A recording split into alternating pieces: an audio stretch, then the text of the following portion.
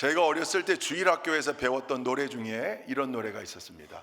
믿음의 조상 아브라함은 7명의 아들이 있었는데요.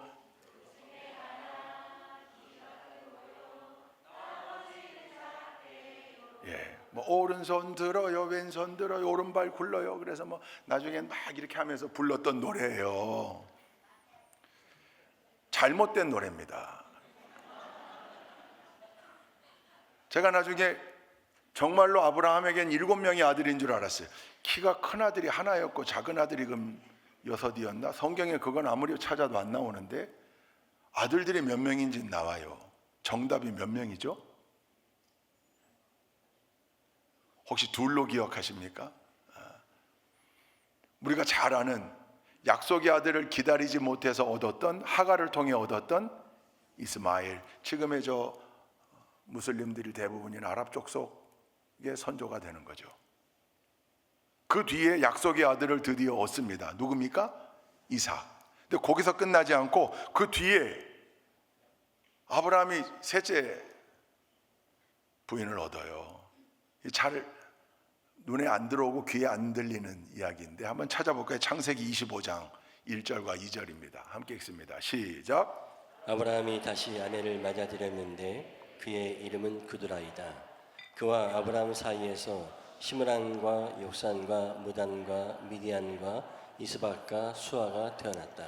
시므란, 욕산, 무단, 미디안, 이스박, 수아. 여기서의 수아는 우리 교회 윤수아가 아닙니다. 여러분 6명이에요. 6명. 그럼 더하면 몇 명이에요? 8명이에요. 왜 이런 노래를 가르쳤을까? 우리 교사들에게 물어보니까 요즘 안 부른 데를 부르지 말라고 그랬어요. 잘못된 지식이에요. 그죠? 찾아보니까 이게 뚱보 아저씨라는 동요가 있었더라고요. 이효섭 씨가 작곡한 뚱보 아저씨 집에는 7명의 아들. 똑같아요, 뒤가 다. 이 또 잘못 기억하면 아브라함이 뚱보였다는 거예요? 이렇게 헷갈리면 안 됩니다.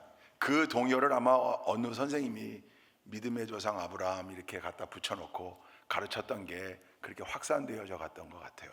이건 아니죠. 근데 우리가 분명히 기억해야 될 내용이 요 가사에 나옵니다. 아브라함을 지칭하여 뭐라고 표현했다고요? 믿음의 조상.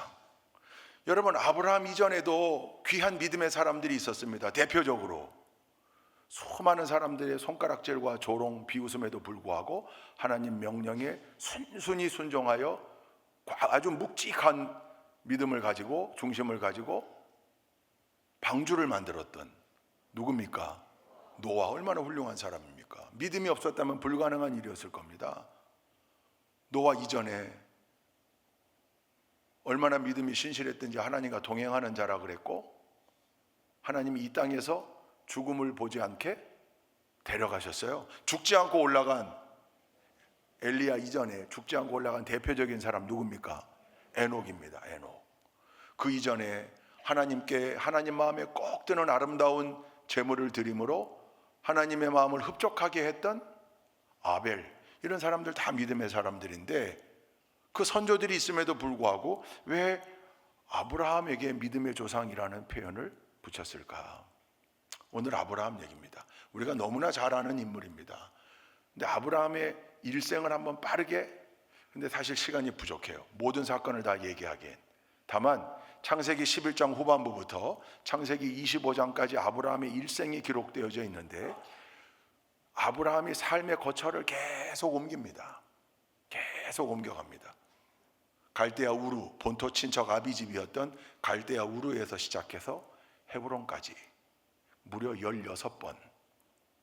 물론 거기에는 이사를 위한 이전도 있었고 전투를 위해 옮겨갔던 것, 잠시 머물렀던 땅도 있지만 성경은 그걸 그렇게 기록하고 있기 때문에 아브라함이 이동했던 그 경로를 쭉 정리해 보면 갔다가 다시 돌아온 뭐 베델이나 헤브론 같은 경우는 2번씩 나오지만 그걸 다 횟수를 따져보면 16회예요. 어떻게 삶의 자리를 거처를 이어갔는가를 한번 볼 필요가 있습니다.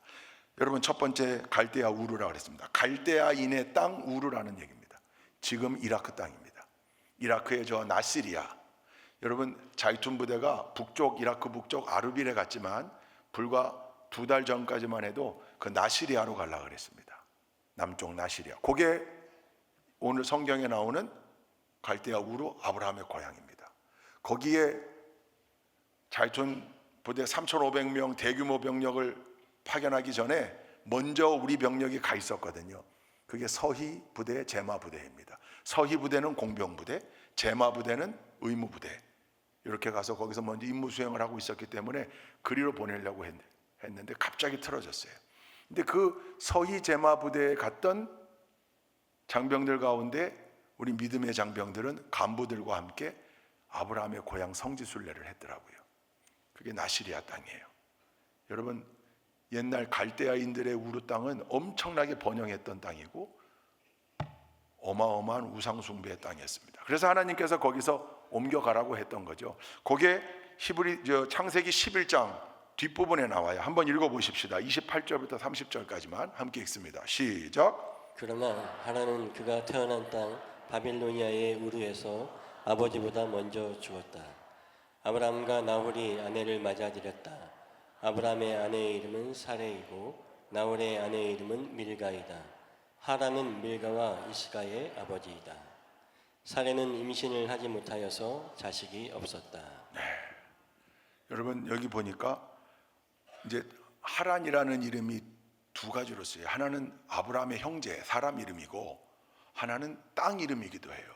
이 뒷부분에 나오는, 바로 뒷부분에 나오는 땅이에요. 헷갈리면 안 돼요.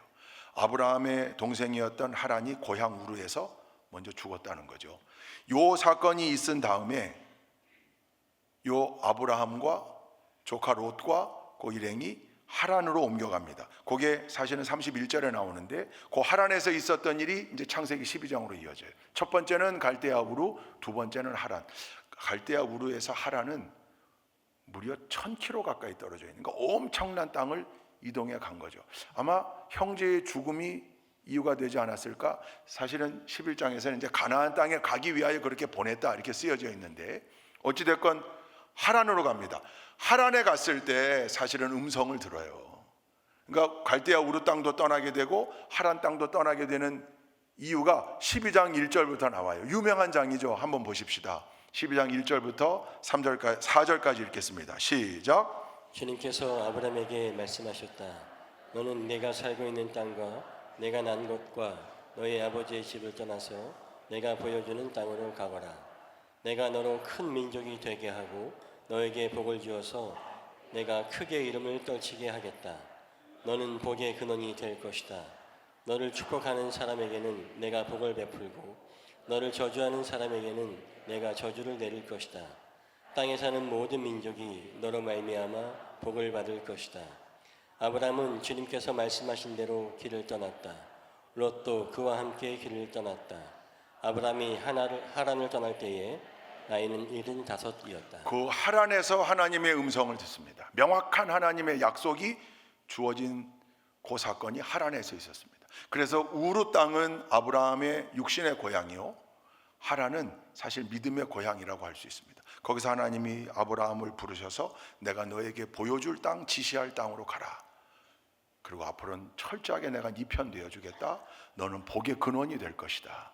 할렐루야. 그래서 75세 때 그 땅을 떠나 드디어 가나안으로 들어갑니다. 그게 약속의 땅이에요. 가나안은 넓은 지역을 말하는 거죠. 그 가나안 땅 가운데 한 도시, 한 마을로 들어가는데 그게 세 번째, 아브라함의 세 번째 땅이었던 세겜입니다. 세겜 12장 창세기 12장 6절에서 7절 한번 읽어보십시다. 시작. 아브라함은 그 땅을 지나서 세겜 땅 곧 모래에 상수리 나무가 있는 곳에 이르렀다. 그때에 그 땅에는 가나안 사람들이 살고 있었다. 주님께서 아브라함에게 나타나셔서 말씀하셨다. 내가 너의 자손에게 이 땅을 주겠다. 아브라함은 거기에서 자기에게 나타나신 주님께 제단을 쌓아서 바쳤다. 드디어 가나안이라고 하는 그 넓은 지역을 지칭하는 한 곳에 들어왔는데 그게 세겜이고, 그 세겜에서 하나님의 음성을 듣고 제사를 드립니다. 하나님이 뭐라고 그랬냐면 내가 너의 자손에게 이 땅을 주겠다. 그 세겜이 세 번째 땅이었다면 말씀을 다 찾아보기가 시간이 좀 없어서 그냥 여러분께 소개하면 네 번째는 베델로 갑니다. 세겜 땅과 마찬가지로 가나안이었습니다. 베델에 있다가 그만 기근을 만납니다. 그럼에도 불구하고 약속의 땅인 가나안 영역 안에 있었어야 되는데 5번째 거주지였던 애굽으로 옮겨갑니다. 왜? 기근 만나서 기근 해결하려고. 그 애굽 가는 바람에 애굽에서 맞닥뜨리게 된 위기가 있었죠. 그게 자기 아내 사라를 누이 동생이라고 거짓말한 아주 찌질한 모습이 거기 그 애굽에서. 어려움이 있었어도 가나안 땅을 떠나서는 안 되었는데 기근 만나서 먹고 사는 문제 해결하겠다고 애굽에 내려갔다 위기를 만납니다. 그러나 그 가운데에도 하나님의 약속대로 너를 축복하는 자는 내가 축복하고 너를 저주하는 자는 내가 저주하리라. 그 약속대로 하나님과 깐부였잖아요. 똥패였잖아요. 하나님이 철저히 아브라함 편이었잖아요. 그래서 아브라함을 위기 가운데 건지셔서 돌아오게 합니다. 그래서 다시 돌아온 땅이 떠나기 전에 있었던 그 땅 베델입니다. 그래서 베델에는 6번 붙입니다. 6번째 베델. 베델로 왔는데 사실 돌아올 때는 아이러니컬하게도 재산을 더 많이 가지고 돌아왔거든요. 그래서 이 많아진 가축들 때문에 조카 롯하고 다툼이 생기죠. 그 목자들이. 그래서 그 유명한 조카 롯에게 네가 좌하면 내가 우하고 네가 우하면 내가 좌하리라. 조카 롯에게 네가 먼저 좋은 땅으로 가라. 그랬더니 조카 롯은 소돔 땅을 선택하여 그 길로 갔고 아브라함은 헤브론으로 갑니다. 여러분, 그게 7번째 땅인데 이 헤브론을 기억해 둬야 합니다. 헤브론에서 살던 아브라함에게 소식이 들립니다. 조카 롯이 저 도시 왕국의 연합군들이 쳐들어와서 소돔을 치고 조카 롯도 포로로 끌려갔다는 소식을 듣고 아브라함이 318명의 군사를 이끌고 조카 롯과 그 가족을 찾기 위해 올라갑니다. 성경에 보면 단까지 갔다 그랬습니다. 갈릴리 북쪽의 도시거든요. 단까지 올라갔다가 호바까지 가서 전투를 합니다. 요 전투가 딸랑 318명 데리고 올라가서 도시 왕국의 연합군을 무찌른 이 아브라함의 전투가 성경에 등장하는 최초의 전투입니다. 광야 르비딤에서 싸웠던 전투를 최초의 전투라고 하는 건 이스라엘이 민족을 형성한 이후에 치른 최초의 전투고 구약 성경에 처음으로 나오는 전투가 이 전투입니다. 그러니 아브라함이 단으로 갔다가 호바를 갔다가 10번째 사회 골짜기로 개선하죠. 그때 소돔 왕과 살렘의 왕 멜기세덱이 와서 아브라함 일행을 환영하는 장면이 나옵니다. 그리고 다시 헤브론에 있었으니까요. 헤브론으로 가서 거기에서 오랜 시간 삽니다. 그때 이제 15장부터 18장까지 다시 하나님의 이야기가 계속 약속이 아들을 주겠다는 약속이 계속 들리고 그럼에도 불구하고 여종 하갈을 통해 이스마엘을 낳는 이야기가 거기 나오고 아브라함에서 아브라함으로 이름을 바꾸는 이야기가 나오고 할례 언약을 행하는 이야기가 나오고 재차 아들을 얻게 될 것이라는 약속이 또 이게 15장부터 18장까지 계속 이어지는 겁니다. 그 헤브론에서 살다가 또 기근 만나네요. 그러니 이번에는 그랄 땅으로 갑니다. 블레셋의 땅입니다. 또 한 번 내려가는 거예요. 똑같은 실수를 또 반복합니다. 자기 와이프를 누이 동생이라고 합니다. 근데 애굽에 갔을 때보다 사실은 여기는 더 소프트하게 문제가 해결되고 그 인근에 살게 됩니다. 그 땅이 부엘세바 땅이었고 거기서 하나님의 음성 듣고 하나님이 주신 아들 이삭을 모리아산에 가서 제물로 드리라. 그래서 모리아산으로 가는 거예요. 그 모리아산이 어디에 있는 겁니까? 예루살렘이잖아요. 왜요? 그 모리아산에 제사 지냈던 그 땅이 후에 아라우나의 타작마당이 되고 그 아라우나의 타작마당이 다윗의 성전을 짓는 성전터가 되잖아요. 그 예루살렘이에요. 그래서 예루살렘으로 갔던 아브라함이 하나님의 은혜 가운데 예비해 놓으신 다른 제물로 제사를 드리고 아들 이삭을 데리고 부엘세바로 돌아왔다가 마지막 헤브론으로 갑니다. 여러분, 이 아브라함의 이동 경로 가운데 2번씩 등장하는 도시들이 있고 3번 등장하는 게 헤브론입니다. 그런데 이게 많이 등장해서 중요한 게 아니라 이 헤브론이라고 하는 땅은 굉장히 중요한 의미가 있습니다. 오늘 우리가 읽은 본문이 이 헤브론 땅에서 있었던 일인데 127세에 사라 아내가 죽습니다. 아내를 장사 지내야 됩니다. 땅이 없습니다. 그때 마므레 앞 마므레 밭에 있는 그 막벨라 구를 밭과 구를 돈 주고 삽니다. 은 400세겔을 주고 샀다 그랬습니다. 헤브론에서 있었던 일입니다. 아내를 거기 장사 지냅니다. 아브라함도 그 땅에서 살다가 175세에 거기 똑같이 장사 지내집니다. 여러분, 이 헤브론 땅은요, 아브라함의 후손들에게, 지금의 이스라엘 사람들에게도 굉장히 의미 있는 땅이고 영적으로는 약속의 상징입니다. 왜? 이 헤브론을 아브라함이 최초로 갖게 된 가나안 땅이에요. 가나안 땅에 들어가 살았지만 거기 있는 원주민들과 함께 나그네 신세로 살았던 겁니다. 근데 비로소 돈을 주고 처음으로 자기 땅으로 등기부 등본 낸 땅이 헤브론 땅이에요. 여러분, 하나님은 지금 뭘 주겠다고 약속하신 거예요? 마므레 밭 막벨라 굴 주신다고 약속하신 거예요? 아니에요. 헤브론 도시를 주겠다고 약속하신 거예요? 아니에요. 훨씬 더 큰 땅, 가나안 지역, 가나안 땅 전체를 아브라함에게 약속한 거예요. 그런데 아브라함은 결과적으로 자기가 얻은 땅이 헤브론의 작은 밭대기 하나였습니다. 근데 여러분, 그 헤브론 땅이요, 이스라엘 민족의 후손들에게, 자기들의 조상 아브라함에게 하나님이 최초로 주셨던 땅이 됩니다.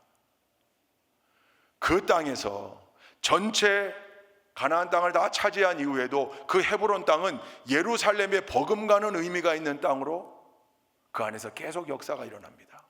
여러분, 여호수아가 가나안 땅을 다 정복한 다음에 땅을 분배할 때 이 헤브론 땅을 유다 지파에게 분배해요. 왜요? 유다 지파의 지도자였던 여호수아의 동역자 갈렙이 이 산지를 내게 주소서, 그게 그 땅이었습니다. 아직도 아낙 자손의 후예가 있고 다 정복이 되지 않은 땅이지만 내가 모세에게, 지도자였던 모세에게 달라고 했던 땅. 왜 그럴까요? 여러분, 이런 의미가 있습니다. 자기들의 믿음의 선조였던 아브라함에게 하나님이 약속의 성취를 보여준 땅입니다. 그 후손 다윗이, 유다 지파의 다윗이 왕이 되어질 때 헤브론에서 먼저 왕위에 올라서 7년 6개월 동안 다스리다가 드디어 예루살렘으로 올라가 이스라엘의 명실상부한 왕이 됩니다. 헤브론이 그 땅입니다. 다윗의 아들 압살롬이 반역을 일으킬 때에도 어디에서 반역을 도모했는가? 헤브론 땅에 가서 반역을 도모합니다. 왜? 자기에게 정통성이 있다, 그거거든요. 헤브론이 그런 땅입니다. 중요한 의미를 지닌 땅입니다. 왜요? 아브라함에게 주셨던 땅입니다, 최초로.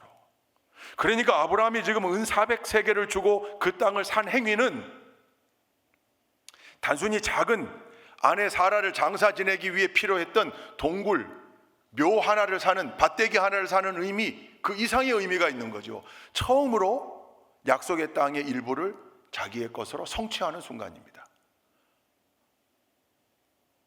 여러분, 불평할 수 있잖아요. 하나님 이 땅 언제 줄 겁니다. 언제 줄 겁니까? 가나안 땅 이거 전체 주신다고 했는데, 저와 제 후손에게 이 땅을 주신다고 했는데, 저는 지금 아내 사라를 장사 지낼 땅, 밭 한 떼기, 동굴 하나가 없습니다. 불평할 만 하잖아요. 그런데 아니요, 아브라함은 그 땅을 은 400세켈을 주고 샀습니다. 약속을 붙잡고 산 아브라함은 그 땅이 자기와 자기 후손들에게 주어질 거라고 했던 하나님의 약속, 그 언약을 분명하게 믿고 있었고, 그 1단계 첫 번째 스텝이 헤브론의 한 밭대기를 사는 거였고, 정당하게 돈을 주고 샀기에 여러분, 지금도 시오니즘의 주창자들, 시오니즘을 신봉하는 사람들이 얘기하는 이유가 두 가지입니다. 예루살렘에 있는 성전터, 우리의 조상 다윗이 너희들 조상 아라우나에게 돈 주고 산 땅이다. 우리의 더 큰 조상 아브라함은 헤브론에 있는 그 땅을 너희들의 조상 에브론에게 돈 주고 샀다. 그리고 그 땅을 확장시켜 갔다. 그래서 그 땅의 소유권은 그의 후손들인 우리에게 있다, 이 주장하는 거예요. 가나안 땅의 소유가 우리에게 있다 주장하는 근본적 이유가 됩니다. 하나님은 계속해서 12장에, 13장에, 15장에 하란을 떠난 아브라함에게 계속 귀에다가 이 땅을 너에게 주겠다, 어느 땅? 가나안 땅을. 이 땅을 너에게 주겠다, 어느 땅? 가나안 땅을. 동서남북을 바라보아라, 보이는 모든 땅을 너와 너의 후손에게 주겠다, 계속 약속하셨거든요. 약속을 계속 확인하셨거든요. 그 약속의 첫 번째 성취가 헤브론에서 이루어지는 겁니다. 이 사실을 오늘 우리가 읽은 히브리서 11장 8절부터 16절이 묘사하고 있는 거예요. 히브리서 기자가 이 사건을 놓고 쉽게 말하면 설교문을 쓴 거예요. 아브라함이 그렇게 하나님이 지시할 땅으로 가라고 해서 가나안 땅으로 갔고, 그래서 그 헤브론에 갔는데 사실 거기다가 도시를 하나 건설할 생각을 가지고 있었으나, 그러나 그 땅의 도시 이상의 도시가 있었다. 그게 어디인가 보니까 그게 본향이더라. 개역개정은 그걸 본향으로 번역했고, 새번역은 그걸 하늘의 고향이라고 번역했어요. 돌아갈 땅을 생각했더라면 하란 땅으로, 우르 땅으로 언제든지 갈 수 있었을 거다. 그러나 가지 않았던 이유가 있다. 약속을 붙잡았기 때문이요, 그 약속은 후손들을 통하여 성취되어졌고 궁극적으로 하늘의 본향을 바라보는 믿음으로 성취되어졌다, 그 말입니다. 정리해서 말하자면 아브라함이 믿음의 조상이 되는 이유, 아브라함에겐 약속이 주어졌고, 가나안 땅을 너와 내 후손에게 주리라. 그 약속의 아주 작은 부분이 아브라함 때의 헤브론의 밭대기로 이루어졌지만, 그러나 아브라함은 그곳으로 끝이 아니라고 생각했고, 하나님 주신 말씀대로 그의 후손들이 가나안 땅을 다 차지하게 됐고, 그게 끝이 아니라, 여기서 중요한 거죠, 그게 끝이 아니라 예수를 그리스도로 고백하는 모든 사람들은, 갈라디아서 3장 나오는 말씀처럼 예수를 그리스도로 고백하는 사람들은 모두가 아브라함의 후손이 되어 아브라함이 차지할 본질적 가나안을 같이 바라보게 되었는데, 그게 어디인가? 천국 가나안 땅, 본향, 하늘의 본향, 하늘의 고향, 영적 가나안 땅을 바라보며 사는 아브라함의 후손들이 되었다. 그러니 아브라함에게 주신 이 언약은 1차적으로는 아브라함의 후손들인 유대인들을 통하여 1단계, 2단계가 성취되어졌고, 지금은 예수를 그리스도로 고백하는 모든 그리스도인들을 통하여 성취되어 가고 있다. 하늘 본향을 바라보는 삶으로. 할렐루야. 그래서 아브라함이 믿음의 조상인 겁니다. 로마서 4장의 말씀을 한번 볼까요? 아브라함을 이렇게 표현하고 있습니다. 함께 읽습니다. 시작. 이런 까닭에 이 약속은 믿음에 근거한 것입니다. 그것은 하나님께서 아브라함에게 이 약속을 은혜로 주셔서 이것을 그의 모든 후손에게도, 곧 율법으로 사는 사람들에게만이 아니라 아브라함이 지닌 믿음으로 사는 사람들에게도 보장하시려는 것입니다. 아브라함은 우리 모두의 조상입니다. 아멘. 할렐루야. 그러니 우리도 아브라함에게 주셨던 그 언약과 약속을 붙잡을 수 있는 거죠. 아브라함의 일생을 지배했던 핵심적인 두 가지 키워드가 뭔가? 하나는 약속, 하나는 하나님 나라, 하늘의 고향, 본향입니다. 아브라함은 나그네로 살았거든요. 계속 옮겨 다니며 살았거든요. 이사하며 살았거든요. 마지막에 정말 자기의 정말 죽음을 맞이했던 헤브론 땅도 자기의 마지막 종착지가 아니라고 믿었던 거죠. 하나님은 나를 통하여 약속을 주셨고 내 후손들을 통하여 계속해서 이 약속을 이루어 가실 것이다. 그게 가나안 땅으로 2차 성취되었다면, 오늘날 믿음의 사람 크리스찬들을 통하여 하늘 고향을 바라보는 믿음으로 성취되고 있는 거죠. 우리에게 그 땅이 주어져 있는 겁니다. 그래서 아브라함을 믿음의 조상이라고 하는 겁니다. 오늘 이 아브라함의 생애를 관통하고 있는 약속과 하늘 고향, 하나님 나라라는 핵심 키워드로 오늘 말씀을 바라보면 우리가 반드시 기억해야 될 교훈들이 있습니다. 첫째는요, 아브라함의 일생을 지배했던, 아브라함의 삶을 관통했던 그 약속이라는 키워드, 하나님의 언약, 약속, 계약, 이것을 하나님이 계속 상기시켜 줬음을 알 수 있습니다. 하나님은 끊임없이 아브라함에게 두 가지 약속을 계속 상기시킵니다. 하나는 이 땅을 주겠다. 이 땅을 너와 내 후손에게 주겠다. 이 땅을 너희가 차지하리라. 이 땅의 주인이 되리라. 하나가 이 약속이었다면, 또 하나는요, 후손이 있어야 되잖아요. 지금 아브라함은 이 약속을 받을 때 아들이 없어요. 아들을 주겠다, 후손을 주겠다, 너의 후손들이 어마어마할 것이다. 이것도 계속 상기시켜요. 한번 볼까요? 15장 5절, 창세기 15장 5절 함께 읽습니다. 시작. 주님께서 아브라함을 데리고 바깥으로 나가서 말씀하셨다. 하늘을 쳐다보아라. 내가 살 수 있거든 저 별들을 세어보아라. 그리고는 주님께서 아브라함에게 말씀하셨다. 너의 자손이 저 별처럼 많아질 것이다. 후손에 대한 약속입니다. 근데 이거 계속됩니다. 17장 16절 시작. 내가 그에게 복을 주어 너에게 아들을 낳아주게 하겠다. 내가 너의 아내에게 복을 주어서 여러 민족의 어머니가 되게 하고 백성들을 다스리는 일이 그에게서 나오게 하겠다. 아멘. 또 나와요. 18장 14절 시작. 나 주가 할 수 없는 일이 있느냐. 다음에 이맘때에 내가 다시 너를 찾아오겠다. 그때에 사라에게 아들이 있을 것이다. 아멘. 할렐루야. 이 땅을 주겠다. 너와 너의 내 후손에게 주겠다. 성취하리라. 계속 상기시키고요. 너에게 후손을 주겠다. 아들을 주겠다. 수많은 민족이 너에게서 나오리라. 계속 상기시킵니다. 왜입니까?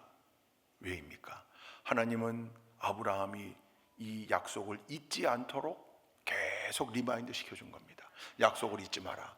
약속을 붙잡아야 살 수 있다. 약속을 붙잡아야 기다릴 수 있다. 약속을 붙잡아야 인내할 수 있다. 약속을 붙잡아야 성취할 수 있다. 잊어버리고는 안 된다. 여러분, 약속을 잊어버리면요, 제대로 견딜 수 없습니다. 제대로 성취할 수 없습니다. 인내할 수 없습니다. 약속을 잊어버렸거든요. 그 약속을 잊지 않도록 계속 아브라함의 귀에 말씀을 주신 거예요. 우리도 마찬가지입니다. 믿음의 삶 가운데 힘들고 어려운 일 만나도 우리가 늘 다시 회복되는 이유가 뭡니까? 하나님의 약속을 믿기 때문입니다. 아브라함을 통해 주신 귀한 약속뿐만 아니라 그 아브라함의 후손들에게도 끊임없이 하나님이 약속하십니다. 이삭에게도, 야곱에게도, 요셉에게도, 다윗에게도, 엘리야, 엘리사, 하나님의 사람들에게 늘 말씀하셨고, 그 언약은 모두가 다 나의 언약이 되는 거죠. 그러니 아브라함의 일생을 관통했던 핵심 키워드가 약속이라면 우리에게도 마찬가지입니다. 우리의 삶을 지배할 한 단어, 그게 하나님 약속입니다. 그리고 하나님은 늘 이걸 상기시켜 줍니다. 여러분, 약속을 계속 상기할 가장 좋은 자리가 어느 자리일까요? 예배의 자리입니다. 그래서 예배의 자리가 중요한 겁니다. 예배의 자리는요, 선포되는 말씀으로 하나님의 약속을 다시금 상기하는 자리일 뿐만 아니라 예배 전체가 우리의 찬송과 기도와 모든 예배 순서마다 하나님을 향해 올려드리는 영광이 있는데, 그 영광은요, 하나님과 우리 사이의 상호작용을 말합니다. 우리가 하나님께 영광 올려드리면 하나님은 우리에게 말씀으로 응답하시고 우리의 생각과 마음속에 응답을 주시는데, 여러분, 그게 언약의 갱신입니다. 자꾸 상기시키며 안 잊어버리고 있지? 너의 삶의 주인이 나라는 걸 네가 기억하고 있구나. 그래서 나에게 이렇게 영광 돌리는구나. 내가 기억하마. 내 자녀를 내가 잊지 않겠다. 내가 너의 삶을 주관하겠다. 그 언약이 다시금 확인되는 자리가 이 자리입니다. 그러니 늘 예배의 자리에 와야 되는 거죠. 하나님의 약속을 다시금 상기하고 나는 하나님의 자녀라고 하는 나의 본질적 정체성, 아이덴티티를 또 확인하고, 그리고 나는 부족하지만, 나는 연약하지만 하나님의 은혜와 하나님의 도우심으로 내가 세상에서 승리하며 살 수 있다. 그 믿음 가지고 나아갈 수 있는 자리가 예배의 자리인 겁니다. 하나님이 아브라함으로 하여금 약속을 잊지 않도록 계속 상기시켰던 것처럼, 하나님께서 당신의 사람들을 아브라함 이후에 수많은 하나님의 일꾼들에게도 끊임없이 나타나 하나님의 말씀, 약속을 기억하게 하셨던 것처럼, 하나님은 오늘날 우리에게도 이 예배를 통하여 이 약속을 기억하라고 명하고 계십니다. 그리고 우리 귀에 들려주십니다. 여러분, 그 영적 귀를 활짝 열어놓고 영적으로 둔감해지면 이게 잘 들리질 않아요. 졸면 들을 수 없습니다. 영적으로 잠들면 이 약속이 안 들리기 시작하는 거죠. 그래서 깨어 있어야 하는 거예요. 늘 그 약속을 붙잡는, 아브라함의 삶을 지배했던 약속을 함께 붙잡는 우리 좋은교회 모든 동역자들이 되실 수 있기를 주님의 이름으로 축원드립니다. 두 번째는 그 약속을 붙잡고 나니 약속이 우리에게 미치는 영향이 있습니다. 그게 뭐냐면 세계를 바라보는, 세상을 바라보는 관점을 바꾸어 주는 겁니다. 하나님이 아브라함을 택하셨고 아브라함의 삶을 인도하시면서, 그래서 아브라함도 그 안에 우여곡절을 겪잖아요. 전투도 하고 조카로까지 다툼도 있었고 여러 문제들을 겪죠. 위기를 만나기도 하고 자기의 부족함 때문에 아내를 빼앗길 뻔도 하고. 그러나 그때마다 늘 하란 땅에서 하나님이 주셨던 말씀처럼 너를 축복하는 자에게는 내가 축복하고 너를 저주하는 자는 내가 저주하리라. 나는 언제나 네 편이야. 내가 너의 철저한 깐부 똥패다 하셨던 하나님이 아브라함의 삶 속에서 계속 역사해 주셨거든요. 그러면서 아브라함의 관점이 달라지는 거죠. 세계를 바라보는 눈이 달라지는 거죠. 여러분, 약속을 붙잡아야 이 눈이 생깁니다. 약속을 붙잡아야 이 믿음의 렌즈가 끼워집니다. 믿음의 렌즈로 세상을 바라봐야지 육신의 안목과 정욕의 안목으로 바라보면요, 거긴 소망이 없습니다. 제가 언젠가 한번 이 설교를 했죠. 믿음의 렌즈. 여호사와 갈렙이 바라봤던 것, 믿음의 렌즈 끼고 바라봤기에 합리적 이성적 조건들은 거기 다 있지만, 그러나 믿음으로 바라보니 그거 너머에 역사하시는 하나님이 보이시더라. 그러니 믿음의 렌즈로 세계를 바라봐야 비관이 낙관으로 바뀌고 부정이 긍정으로 바뀌고 할 수 없다가 할 수 있다로 바뀌고. 할렐루야. 약속을 붙잡는 사람의 삶이 달라진다 그 말입니다. 관점이 달라집니다. 여러분, 믿음의 렌즈로 세상을 바라보기 위해 약속을 붙잡아야 할 줄로 믿습니다. 세계를 바라보는, 세상을 바라보는 관점 자체가 달라지는 거예요. 우리가 살면서 생겨나는 관점은요, 세상적 가치가 다 들어와 있는 관점이에요. 그 토미 텐이라고 하는 사람이 쓴 하나님의 관점이라는 책에 그 서문에 자기 경험을 썼어요. 엘리베이터를 탔는데 너무 예쁜 장식들로 그 데코레이션이 돼 있더래요. 엘리베이터에 어느 건물을 갔는데 그 자기 자녀가 작은 아이인데 너무 그걸 보고 감탄한 거. 딸이었어요, 딸. 그러니까 딸은 또 확실히 이게 아들과 딸은 다르죠, 그죠?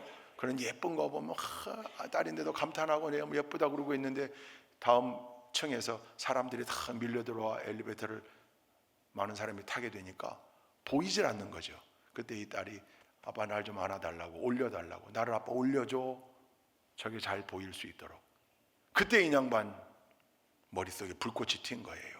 아, 하나님의 관점은 올라가야 하는구나, 올라가야 하는구나. 올라가서 봐야 보이는구나, 제대로. 여러분, 올라가서 보면요, 우리의 건물도 작게 보이고, 다 작게 보이잖아요. 위에서 보면 이 땅에서는 그렇게 커 보이던 많은 문제들이요, 믿음으로 올라가 보면 작은 일 뿐이에요. 그게 하나님에게는 아무 일도 아닙니다. A few things. 그죠? 적은 일, 작은 일.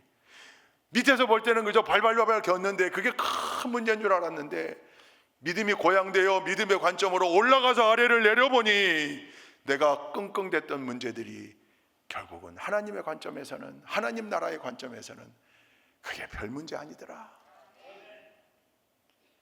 가치관이 달라지는 거죠. 관점이 달라지는 거예요. 여러분, 언제나 우리의 신앙이 더욱더 고양되어 성장해서 그저 이 땅에서 세상 사람들과 구별됨 없이 그냥 똑같은 관점으로 바라보는 게 아니라 더 높은 곳으로 올라가, 믿음으로 더 높이 올라가 하나님 나라의 관점에서, 하나님의 관점에서 내 삶을 객관적으로 조망하고 성찰하고, 내가 지금 이런저런 수많은 가치들을 부여하고 있는 게 사실은 다 덧없음인데, 헛되고 헛된 것들인데, 또는 내가 지금 당하고 있는 문제 그저 전전긍긍했는데 그게 내 삶을 다 망가뜨릴 거라고 전전긍긍했는데 그것도 아니더라. 올라가 보니 다 작은 문제들, 능히 극복할 수 있다. 여러분, 이 믿음의 역사를 체험하는 동역자들 다 되시기를 주님의 이름으로 축원드립니다.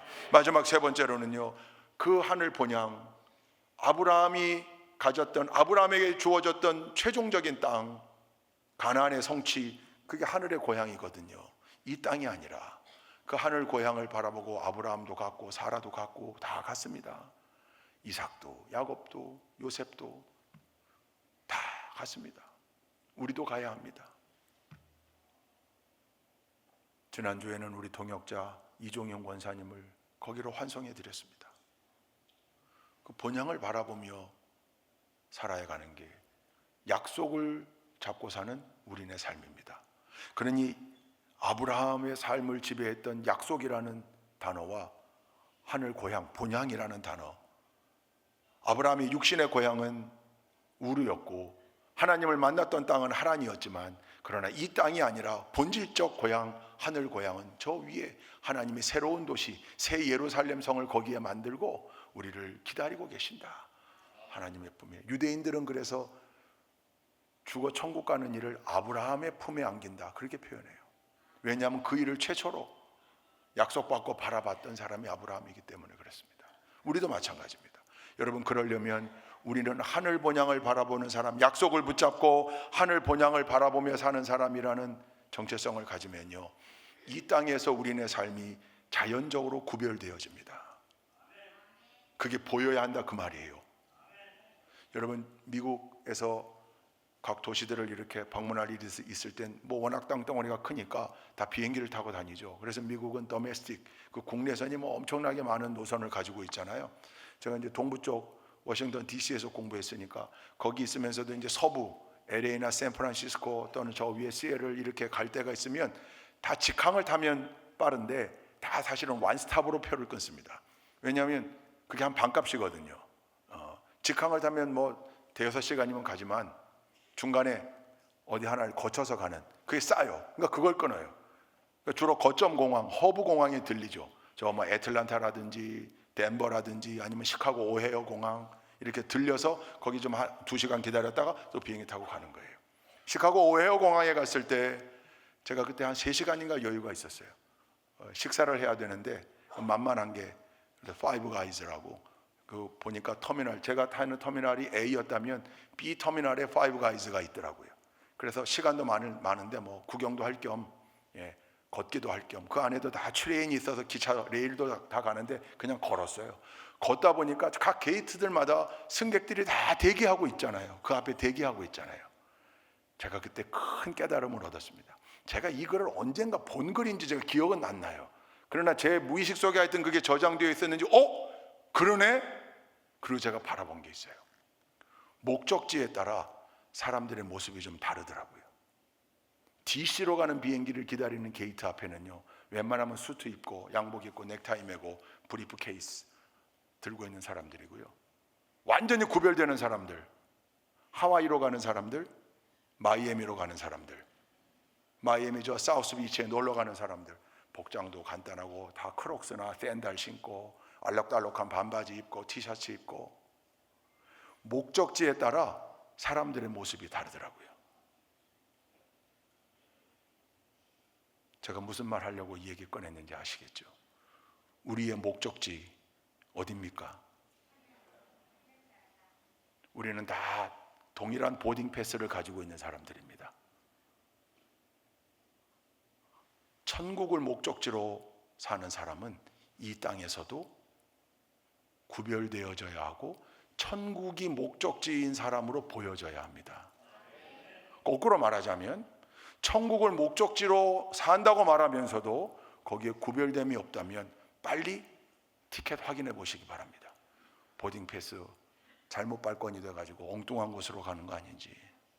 천국이 우리의 목적지입니다. 믿음 생활을 하면서도 천국을 부인하는 사람들이 있습니다. 놀랍게도. 에휴, 천국이 어디 있습니까? 그냥 이 땅에서 잘 살다가 죽으면 그걸로 끝이지. 그 사람은 믿음이 아니고 그저 교양 생활로 교회 다닌 사람입니다. 철치 고워. 예수를 그리스도로 믿는 크리스찬들은요, 늘 동일한 목적지를 바라보며 사는 겁니다. 그러니 거기가 우리의 데스티네이션, 목적지가 되니 이 땅에서 힘들고 어려운 일이 생겨도 거기를 생각하며 이겨내는 거죠. 거기를 바라보면 담대함이 생기는 거죠. 그래서 믿음의 사람들의 마지막에는 마지막 순간도 구별됨이 있습니다. 찬송을 부르며 평안한 가운데 두려워 떨지 않고 겁내지 않고. 할렐루야. 아브라함처럼 하나님의 약속을 한 손에 쥐고 하늘 고향을 바라보는 분명한 목적지를 한 손에 쥐고 아브라함이 살았던 멋진 믿음의 삶처럼 또 아브라함과 그 후손들을 통하여 이루어져 가고 있는 수많은 위대한 일들이 우리와 우리의 후손들을 통해 분명하게 이루어지는 역사가 있기를 주님의 이름으로 축원드립니다.